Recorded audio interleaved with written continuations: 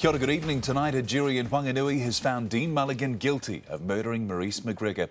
Mulligan initially confessed to police that he'd killed the sickness beneficiary in April of last year, but changed his story during the trial. Simon Bradwell joins us now live with the details. Simon. Yes, good evening. The family of Maurice McGregor has had to wait a year to find out if the jury would find Dean Mulligan guilty of her murder. Tonight, the jury took just 5 hours to give them the answer. A year after his arrest, Dean Mulligan has been brought to justice. Do you find the accused guilty or not guilty? Guilty. Guilty of murdering Wanganui woman Maurice McGregor. Have you got anything you'd like to say to Maurice's family? No comment at the moment. Will you appeal the conviction, Dean? No comment. Mulligan met Maurice McGregor on an internet dating site.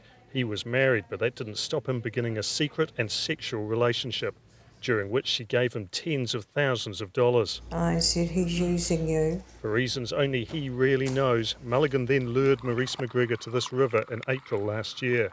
But first he did some research on Google, searching the words hit head really hard. Hard hit to back of head. Then Mulligan picked up an iron bar, which he used to bash the woman who friends said loved him, adored him. Was she still alive? Don't think so. So after the hit to the front of the head, do you think she was dead? Yes. Mulligan confessed to others as well. The verdict seemed to be a formality. Then on the first day of his trial, a bombshell. He did not kill Maurice McGregor. He will tell you who did. Mulligan claiming another man killed Maurice McGregor in the river. He told me to stay where I was, so I did. And when he climbed up the top, he said, you tell anyone at all, and he means anyone, about this, I will hurt your family and you. The jury saw Mulligan was a liar and a murderer. Yes, now a key aspect of this trial was Dean Mulligan taking the stand to try and convince the jury that he was telling the truth. But tonight we can reveal that Mulligan has been implicated in the past for insurance fraud, and there's plenty more that the jury wasn't told. This is a portrait of a murderer in the making. A Catholic schoolboy 25 years ago, Dean Mulligan is now a convicted killer.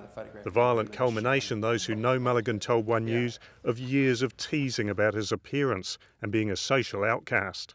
I suppose over 25 years, there's probably a fair bit of frustration built up in there, or could be, and maybe he couldn't contain it any longer. A man who called himself Spike and struggled throughout his life to make friends, especially with women. It was a bit creepy, things he did.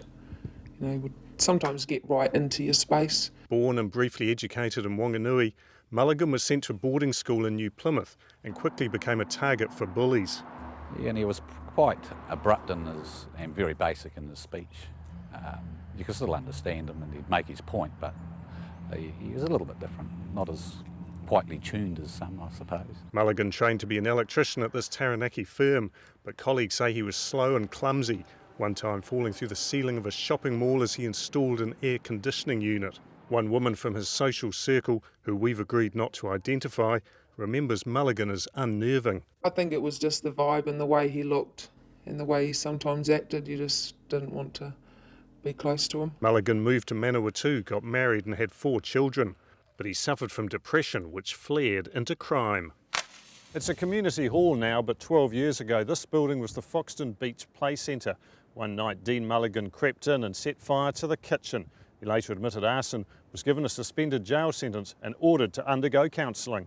Troubled with ankle injuries, Mulligan had a leg amputated and started a home computer business.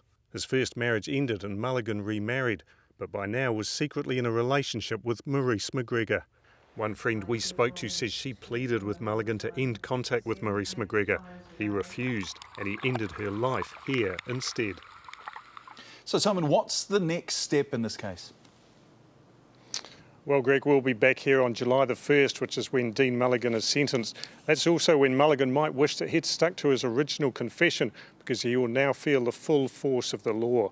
Look, I also asked Maurice McGregor's family outside court what sentence they would be happy with.